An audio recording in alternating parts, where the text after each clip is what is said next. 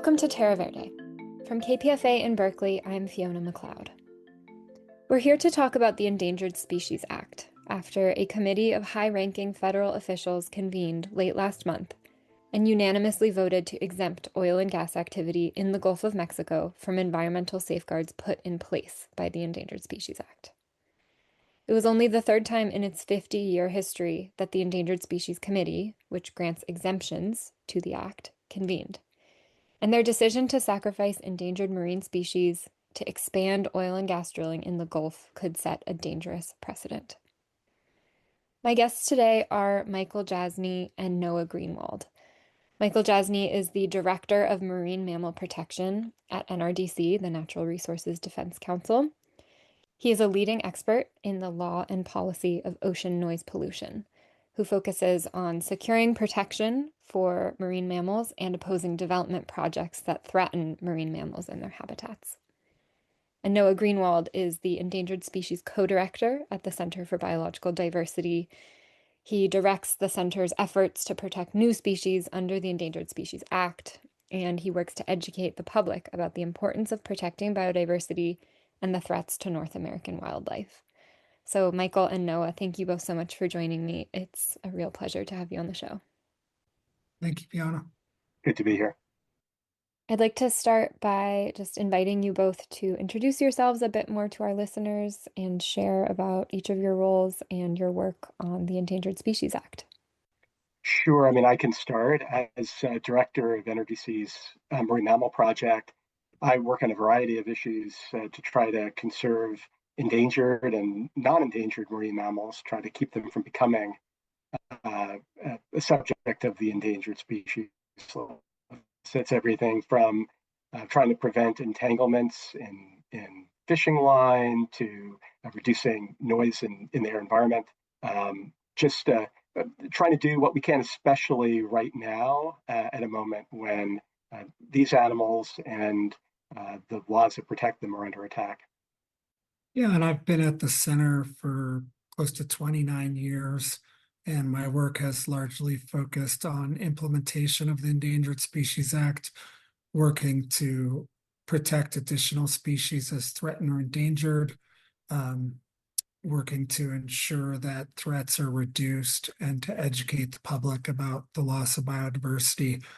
I primarily focus on freshwater and terrestrial species, so quite different from Michael in that I am not focused on ocean species.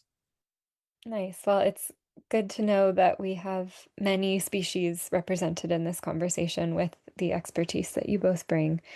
So thank you. Let's zoom in now to talk about the Endangered Species Act. Noah, will you share with our listeners a bit more about what the Act specifically mandates and what exactly makes it so significant in the pantheon of environmental laws and regulations that exist in the US and worldwide? Sure. So the Endangered Species Act is widely considered one of the strongest laws for protecting biodiversity in the world. It provides for species that are at risk of extinction to be listed as endangered or threatened. And once that happens, it provides strong protections for those species, including a requirement that federal agencies avoid jeopardizing listed species or adversely modifying their critical habitat, requirements for development of recovery plans, for designation of critical habitat, provisions for funding of conservation efforts for listed species, general prohibition on take of listed species for any person, which is broadly defined as harming, harassing, killing, injuring, etc. So it really does provide clear and strong protections and has been quite successful because of those provisions. 99% of species that received the ESA's protections, while they still survive, are alive today. Studies show that if were it not for the Endangered Species Act, we would have expected somewhere in the neighborhood of 300 species to have gone extinct by now. And many people are familiar with, success stories like bald eagles or gray whales or Kirtland's warblers, maybe a little bit less known, of species that have successfully recovered because of this tremendous law. Michael, can you talk about what that success rate looks like for the marine mammals that you work primarily with? That 99% of listed species have avoided extinction since the 70s when the Endangered Species Act was first put in place, knowing that also those marine mammals are also ones that are primarily impacted by this decision, this exemption that was granted by the Endangered Species Committee. Sure, yeah, no, that 99% survival rate applies to marine species as well as freshwater and terrestrial species. I think listeners are probably going to be familiar, as Noah said, with the gray whale. The gray whale really began to rebound with the cessation of whaling and um, various other positive activities that the U.S. took to support that population in the 80s and 90s. Now, with ecosystem change, we need to take another look at the status of gray whales, but the Endangered Species Act played a really significant role in arresting their decline and promoting their recovery. Same can be said with many humpback whale populations in North America and around the world. And that's due to a number of things. I think Noah mentioned the provision of the Endangered Species Act intended to prevent federal actions from jeopardizing the continued existence of species. And that's played a really a critical role in all of this, and it's that provision along with some others that are directly targeted by the God Squad decision last month. Yeah, and just thinking about how the Endangered Species Act places these limitations on the activities of different industries, governments, individuals. I imagine that some of the very strong pushback against the Endangered Species Act that the Act has always seen, but that we're seeing right now with this exemption that was approved by the Endangered Species Committee, or the God Squad, as it is colloquially known, that part of that pushback might be due to some of the same parts of the Endangered Species Act that actually make it so successful in preventing the extinction of these threatened and endangered species. Does that ring true to you? I would say, the Endangered Species Act, in its purposes, recognize that there's economic conflicts, that, economic development untempered by adequate concern has led to the extinction of the species. That's almost word for word what it says. So it recognized that conflict. And I don't, my own view on it is that that's unavoidable, that there are inherent economic conflicts and we have to make choices about the types of activities that we do if we want to avoid extinction. Yeah, well, I'll add that part of the beauty of the act is that in establishing strong standards, it motivates recovery action. There have been a number of studies indicating that a lot of what has enabled species that are listed under the act to survive is the way that its provisions and the threat of further action motivate recovery, really focus effort on the particular activities and particular habitat that needs to be preserved. Yeah, so we've been talking about some of the threats that the Endangered Species Act faces. Noah, can you share about what some of those challenges are or have been, and whether those are primarily challenges to the implementation and regulation of the Endangered Species Act, or are there threats that we're seeing that really are challenging the bedrock of the law itself? Uh, there's been some persistent challenges since passage of the act. Implementation and funding are long-term challenges. The act asked tough questions of government, essentially. I mean, in many ways, government is in place to facilitate economic activity, and the act, suggested that, sometimes we have to say no um, to economic activity for longer term goals, and that's difficult for government to implement. And so we've long seen agencies that struggle with that challenge. There's been lack of funding, and in recent decades, we've seen Republican administrations that are essentially strongly opposed to environmental protections, protections for our air, for our land, for our water. And that's been unfortunate. And I think this Trump administration, this second Trump administration, is really the most anti-science administration we've had in modern history. And previous administrations, thwarted the Fish and Wildlife Service from doing their job, encouraged Congress to give them less money.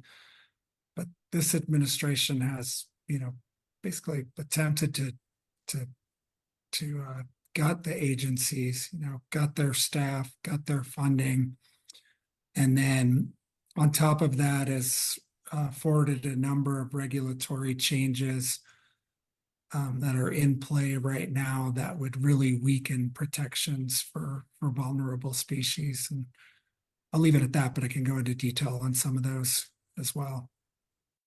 Now seems like a good time to pivot to talk a bit more specifically about this exemption that was granted a couple weeks ago at the end of March. We've been talking about the Endangered Species Committee, or the God Squad. Michael, will you tell us a bit about what that committee actually is and about the history of exemptions that it has granted in the past? Sure. Well, yeah, the God Squad is just a colloquial name for what the Endangered Species Act refers to as the Endangered Species Committee. And that committee consists of about half a dozen very senior administration officials. It's basically cabinet members, plus a few others generally from affected states.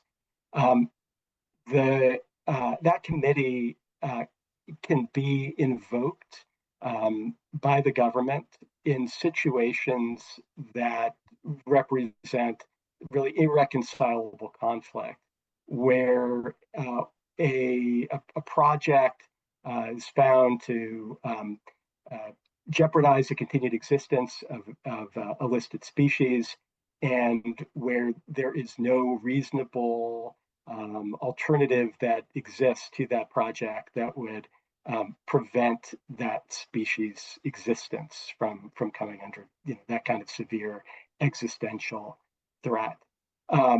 Congress created it a few years after the Endangered Species Act itself was passed. In 1973, they created the God Squad. About 5 years later, in 1978, after they were faced with just such an irreconcilable conflict between the completion of a construction of a dam in Tennessee. The dam was almost built, and they noticed that there was a small fish known as the snail darter, whose entire habitat would have been inundated if the dam were completed. And the Supreme Court ruled that the snail darter came first. That extinction was a very serious matter, and that the interests of the Endangered Species Act overruled the dam. So Congress wanted to put in some kind of escape hatch that could be exercised in very unusual circumstances. They established lots of substantive standards and procedures to try to ensure that the God Squad wasn't just invoked willy-nilly, that exemptions issued under this provision would be a very rare thing. And indeed, looking at the past almost 50-year history of the God Squad, that has been the case. It has very seldom been invoked. Um, Only three times, only twice was an exemption given. Once it was under the terms of a settlement agreement. The other time, after the exemption was issued and subsequently found to be legally defective, it was withdrawn. And the last time that when that happened, it was more than 30 years ago. So what we're seeing now from the Trump administration is something really extraordinary. Not only because it's again the first time in 30 years that any attempt has been made to invoke the God Squad and issue an exemption, but also the particular approach that this administration has taken, which has basically thrown all of that careful process and the substantive standards that Congress wrote into the law out the window. Thanks for breaking down that history for us. For folks who might just be tuning in, you're listening to Terra Verde on KPFA. I'm Fiona McLeod, speaking with Noah Greenwald, the Endangered Species Co-Director at the Center for Biological Diversity, and Michael Jasny, the Director of Marine Mammal Protection at NRDC. We are talking about the Endangered Species Act and the recent convening of the Endangered Species Committee, the God Squad, and the decisions that were made at that meeting. And I hope we can zoom in a little bit more on that. As you were just sharing, Michael, this is the first time that this committee has been invoked in 30 years.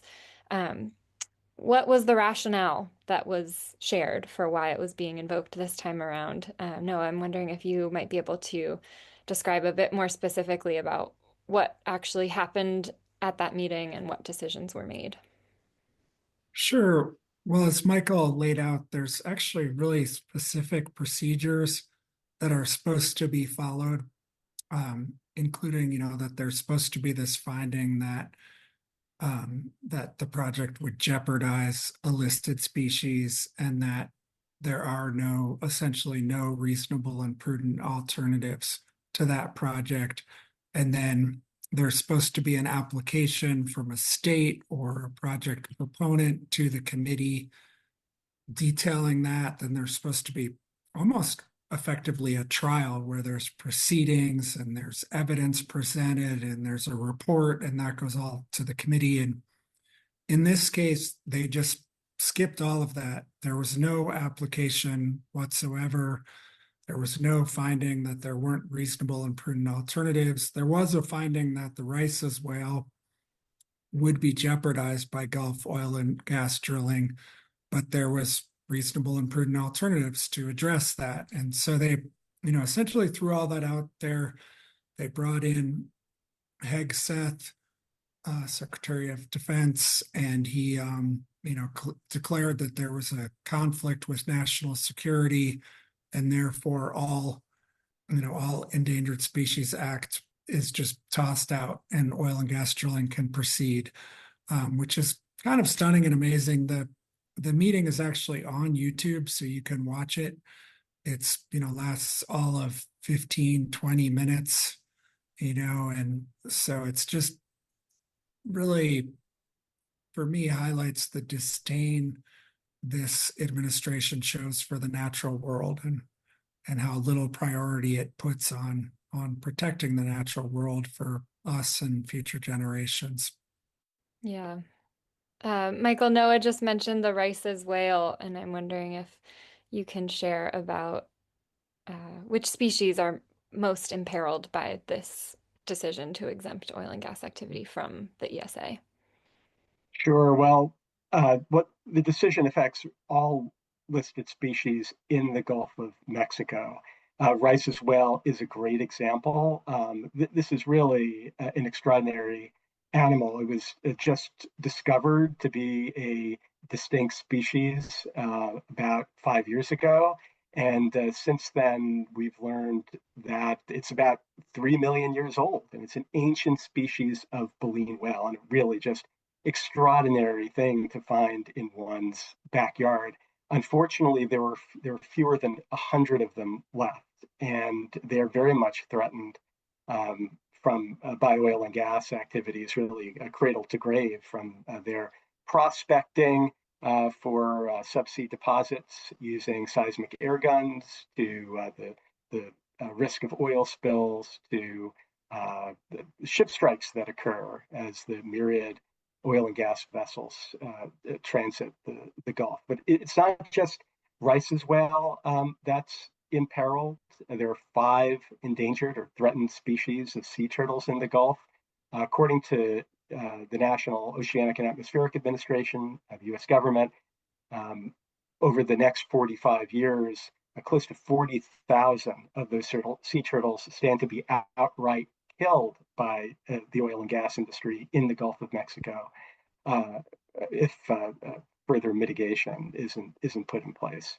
There are manatees, endangered corals, seabirds, just a lot of species that are whose welfare and survival are being, as NOAA has said, willfully and disdainfully neglected by this administration. Yeah, so it sounds like, in addition to the threats to wildlife, something you're both alluding to is that the way that this committee was invoked this time around and the decisions that were made really, as Noah was saying, throws out the provisions in the Endangered Species Act. And I'm wondering if you maybe both would speak a bit to the specific threat that this decision poses for the future of the Endangered Species Act. What precedent does this set? What should we be on the lookout for moving forward? Sets a really dangerous precedent. If the Secretary of Defense can just declare something a national security concern and exempt all environmental laws, willy-nilly without any presentation of evidence or, that's, essentially we don't have environmental laws at that point if that's the way we're operating. Yeah, and specifically, this is an energy related activity. You would expect that the administration will look at other such activities affecting oil and gas and their favored producers of energy. I would think that California could be next. The administration has proposed starting up lease sales for oil and gas companies off the California coast, from Southern California to Northern California, and paving over the Endangered Species Act would make it a heck of a lot easier for the for the industry to just dig in to our coasts and oceans. I know that both NRDC and the Center for Biological Diversity have launched many lawsuits against this administration, both this time around and under the first Trump administration. What are these organizations doing at this moment? What action has been taken to stand up to this particular decision? We're both in court challenging this move, and a number of others are as well. So this is something that's being closely watched and is certainly going to be fought out in the courts. But I would add that just public engagement is an important thing. It's you can't just leave it to the courts to single-handedly defend our environmental laws and our rights as citizens. It's important that our decision makers, not in the administration, who I don't think are reachable. I don't think they're conscionable and don't think they're reachable on these issues, but certainly our representatives in Congress, they really need to hear about people's concerns with this move. Even though it's the Gulf of Mexico to start with, as we're suggesting, that ain't going to be where it stops. And California's species, California's natural heritage is very much at risk if the Endangered Species Act is swallowed up by this loophole that the administration is exploiting. So, reaching out to your representatives is a really important thing to do. Was actually going to be my next question, is what can concerned listeners do to get involved? Is there anything other than reaching out to legislators that you two would recommend folks think about in terms of action they can take?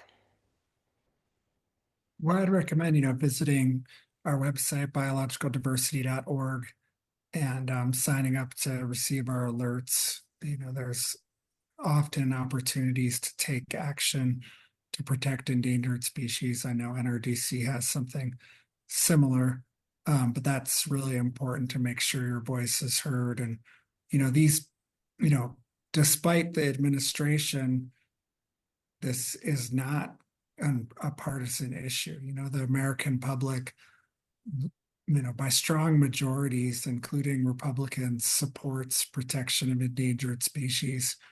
And it's just, the reality of just how much money in politics and industry has been able to influence the government, that we have this disconnect between the American public and the government we have in power right now. Yeah, NRDC's website is nrdc.org, and same thing goes for NRDC as a vehicle for folks to take action. I would add, just maybe to double down on the point about our legislators, that the Endangered Species Act isn't just under attack by the Trump administration. It's also under attack in this Congress. A couple of days before I think this show airs, there's going to be a vote in the House floor, for example, to gut the Endangered Species Act. One of the provisions in that bill would make it even easier for an administration to invoke the God Squad and issue an exemption, and harder for the public to challenge such decisions in court. So really, really important that folks contact their representatives and tell them to defend the Endangered Species Act for the sake of America's future and our natural heritage. Yeah, thank you both for sharing those actionable steps. We are unfortunately coming up to the end of our time here. I've been speaking with Michael Jasny, NRDC's Director of Marine Mammal Protection, and Noah Greenwald, the Center for Biological Diversity's Endangered Species Co-Director.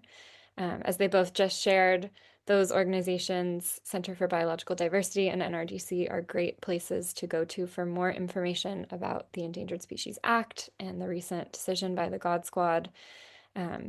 Michael and Noah, thank you both again so much for joining me today. It was a real pleasure to have you on the show, even if our topic of conversation was a tough one. Better circumstances next time, hopefully. Yeah. And thanks to everyone who tuned in to listen. Terra Verde is co-produced by KPFA and the Earth Island Journal. Our independent broadcast efforts are made possible by donation, so please consider contributing to KPFA today to keep community radio alive and thriving. You can do that at kpfa.org, where you will find this episode of Terra Verde and all of the other shows in our online archive. Noah and Michael, thanks again. Thanks, Fiona.